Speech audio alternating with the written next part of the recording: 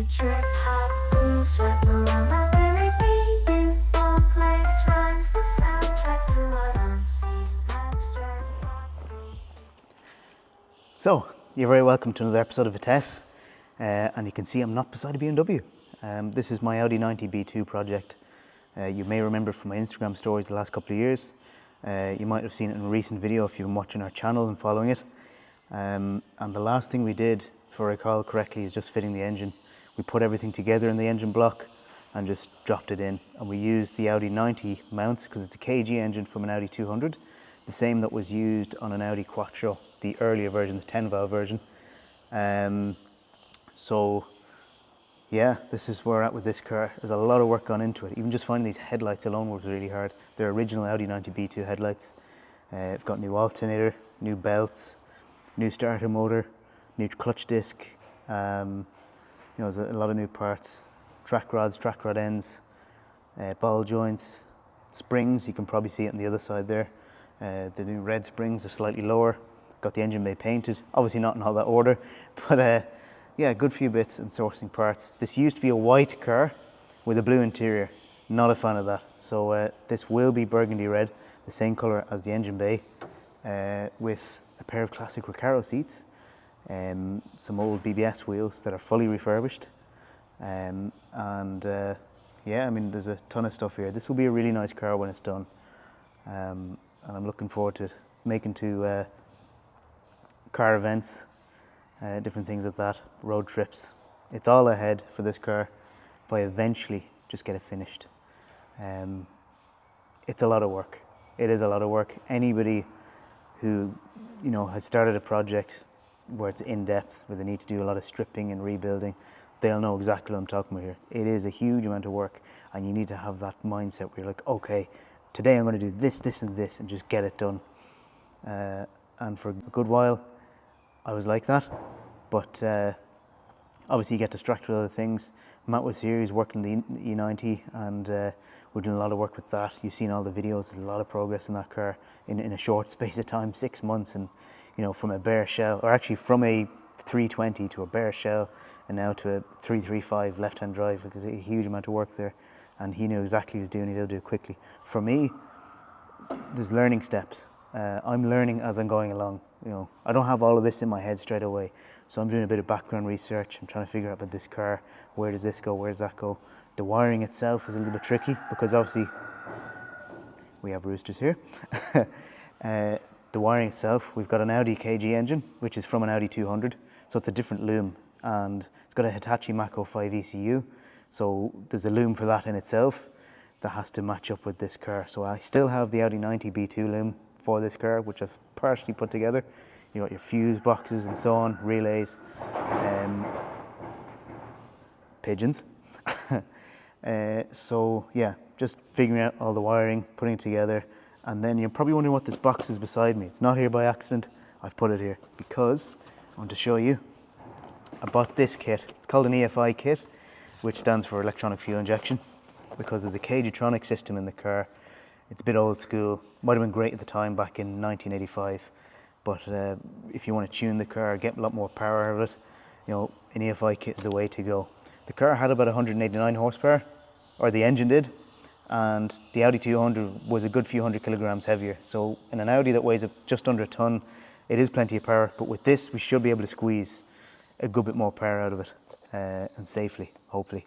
So we've got fuel rails, we've got a pump, we've got 300cc injectors, relays, wires.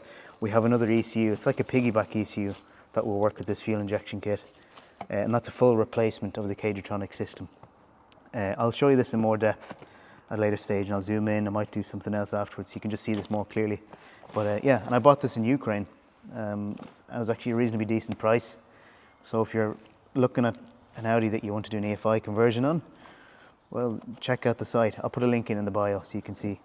But yeah, so that's where we're at with this car. I've got some nice parts there, just to be put together after the car is up and running, and I want to get it painted. But the first thing is to get the engine running. So that involves a lot of work still, but when you get the engine running, at least a seat inside, and you can steer the car, move the car, and then bring it somewhere for painting in a burgundy red, the same colour as the engine bay. As you can see, the engine block was done so nicely. I stripped it out, cleaned it up, painted it with VHD paint. New bolts, new gold bolts, everything else like that. So it is nice and tidy. The burgundy red engine bay. The outside of the car will be burgundy red. It used to be white, not a big fan of that. And the interior used to be blue, also not a fan of that. But I now have black carpets, I have Recaro seats as well. And then obviously I'll do some new retrimming and stuff. So, but yeah, the main thing is to get up and running. And over the next coming weeks or months, this is what you're going to see. You're going to see work being done to this car. The SL, we're waiting on parts, so I've just left it to the side. It is a really nice car, and I can see a lot of you are viewing that. So thanks for that, all the new subscribers and people that have been watching those videos. It's great. But yeah, for the next while, we're going to focus on this until parts arrive for the SL. And who knows, maybe we're going to get this thing running. But yeah, I hope you enjoy this, and I hope you enjoy the videos that are going to be coming up. So yeah, thanks a lot, people. Cheers.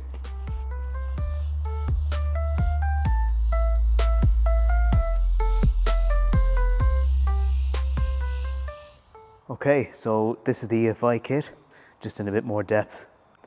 So this is the kit I bought in Ukraine, as I said on the intro video. So one mistake I made on the intro video, I said fuel pump. It's actually fuel filter. And this guy has, now it's actually, looks like an OEM VW part. Now obviously Audi VW, they share parts. You can see that in the head of the engine. It says Audi and VW on it. Anyway, so that's a fuel filter with an integrated 4-bar pressure regulator in it. We've got the fuel rail, 1, 2, 3, 4, 5, because it's 5 cylinders. These are the 300cc injectors. So there's a little bit of modification I have to make for it to fit on the rail, and a bit of modification on the block for this guy to fit as well, but we'll come to that later. And then another loom. So I've got the Audi 90 loom, the Audi 200 loom, and then this loom. Oh, and the Hitachi Mach 05, the other ECU loom. So I've got 2 ECU looms for the FI, the other ECU, the Audi 90, and then the Audi 200 ECU loom, or loom rather. So that's all the fuel injectors, and then there's the little ECU. If you can see that. It's nice and new. I'll have to mount that somewhere safely so it doesn't get water in it. A few little washers, Jubilee clips for the hoses. That's more or less it. It's nice and simple. Well, in theory it's nice and simple, but we'll see me putting this together. So I'll be learning as I go along, and anything I learn, any new learnings, I will share on this so that you guys have some help as well. Anybody that's looking to do an EFI kit on their Audi.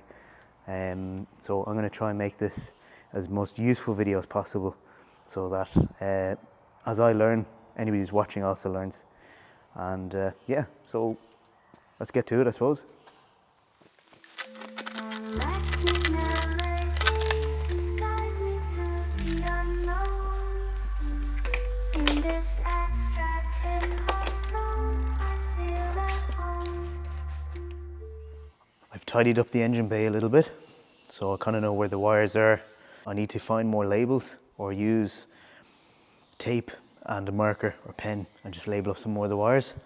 Now I was saying in a previous clip that there's a combination of looms here. There's going to be the loom for the EFI kit, a loom for the Audi 90 itself, a loom for the Audi KG engine, and another loom for the Hitachi Mach 05 ECU. So it is a bit tricky. It is quite tricky, but I've sussed out a good bit. Luckily, I labelled most of the wires for the Audi 90 itself when I was first stripping down the car. So that's helped a lot. But now obviously I have to use my head, find out which wires go where, because it's a different engine. So a little bit tricky, but we're getting there. And then you might see there's a little hole here. So that's where your distributor cap goes. That's a part I need to get. So I have the distributor cap here. That's it right there. It's missing a plug. There's 3 pins here, so it is damaged. Also, I don't know where TDC is. I don't know what position this needs to be in. So it's a bit risky putting it in the wrong position. There's your lobe, so that's the distributor. Obviously a vacuum. And I'll show you the distributor cap. that's your distributor cap. There's your HT leads. That's a rail, if you want to call it that. And the little plugs. And that goes into the top where the spark plugs are. You can see where the spark plugs are. I have new HT leads, which includes the lead that goes to the ignition coil as well, or from the ignition coil that creates the spark. So it's all old school design. So in this video, a little bit slower pace than some of the videos you might have seen, but it's just me figuring out where goes what, or what goes where rather. And yeah, just a bit of reassembly. So the first thing I'm looking at is the speedo cable, and I have it right here. So there's the speedo cable. One end goes to the gearbox, the other end goes to the cluster, or the clocks as some people call it. So it literally feeds through here, through this hole, then down to the gearbox down here. So that's the back of cluster number 1. I'll tilt like this so you can see it. There's the back of cluster number 2. They're slightly different. There's a relay here. There isn't on that one. There's this here. There's pins here. This is a blank. They're very dusty, so I need to give them a wipe so I can see what's what. Really old, really dirty. Now,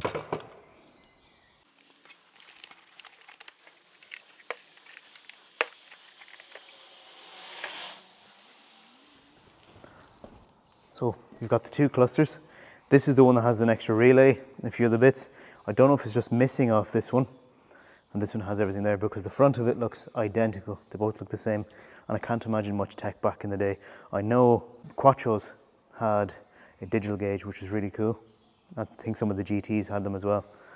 This is obviously just old school manual clocks. So that's the end that goes in the gearbox. That's the end that goes in the cluster. So just figuring out what way it attaches. And then I'm going to feed the cable through. So that's another thing attached or fitted for the car.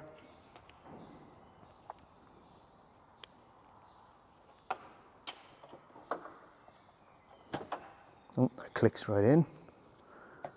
That probably just tighten. Oh yeah. Boom, and it clicks. That's it. That's it connected. That's cool. Okay, I'm going to disconnect that again, because obviously I have to fit that first, and this has to be fed through. So I'm going to leave that there for a sec. So this guy, there's a small hole underneath. Let's see if I can try and show you. See that bit better there? Actually, I'll move this out of the way, just so you can see a bit better.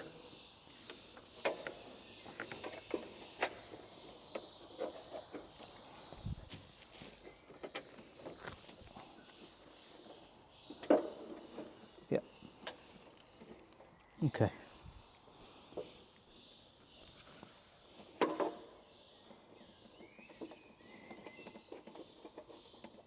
Okay, that's cool. And this guy squeezes through here.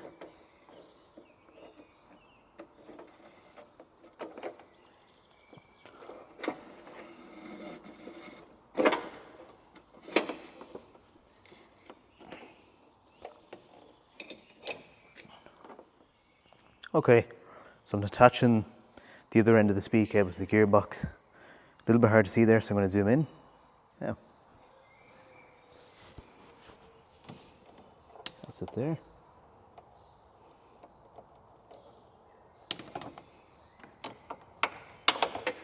Feed it behind there.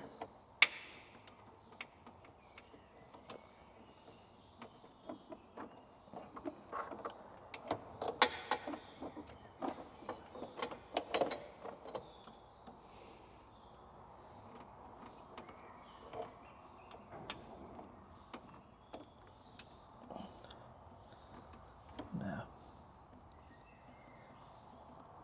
and twist.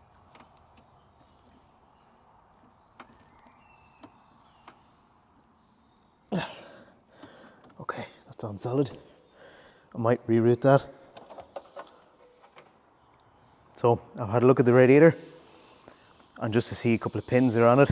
There's a fan obviously behind the rad, and then there's another plug in the base of the rad, so I can kind of determine which one's which just in the base of the shape of the pins. So on this guy here, just 2 pins side by side.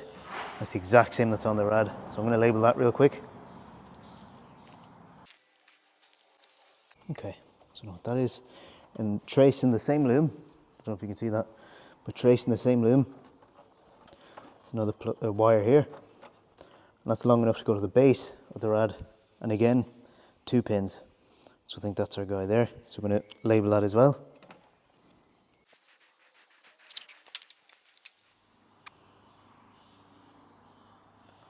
So we've got our intake with the nice turbo right on top. It's pretty cool. So we've got our throttle body. You can see a little gasket on this side. I gave this a clean up. This was really filthy. So this is nice and clean now.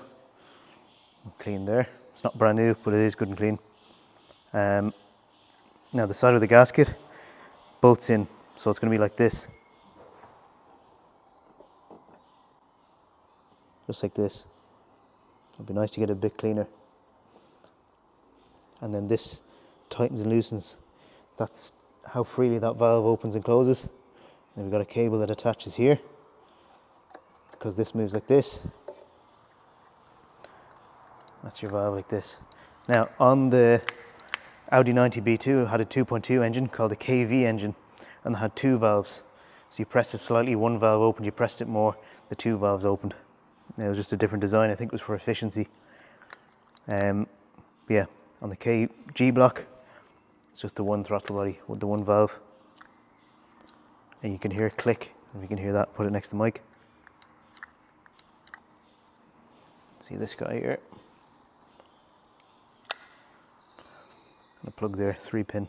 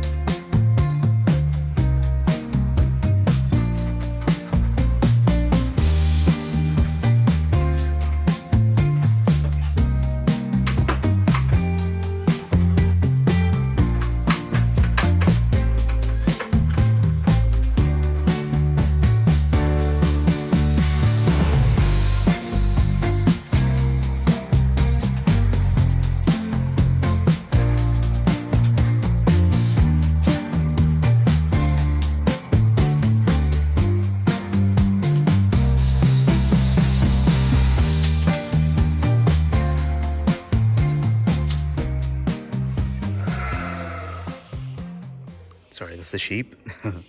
So the Audi's moved over here, the SL's over there. I've taken everything out from the Audi, laid it out over there as well. So it's all the interior bits.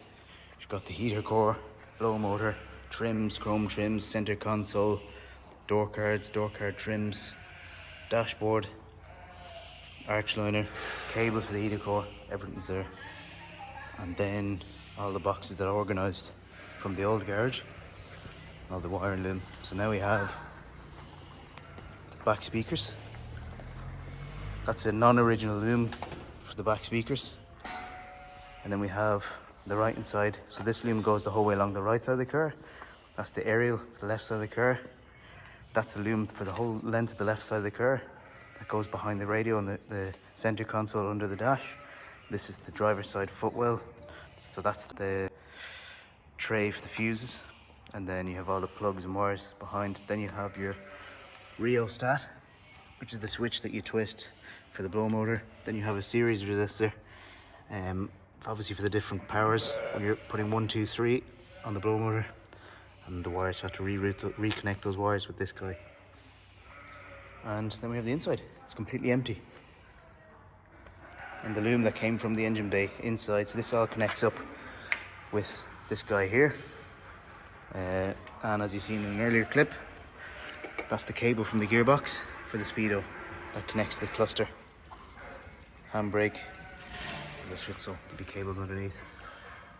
Lots of wiring and stuff. Feed the wires here, you see all the little clips and things here. So plenty of stuff there.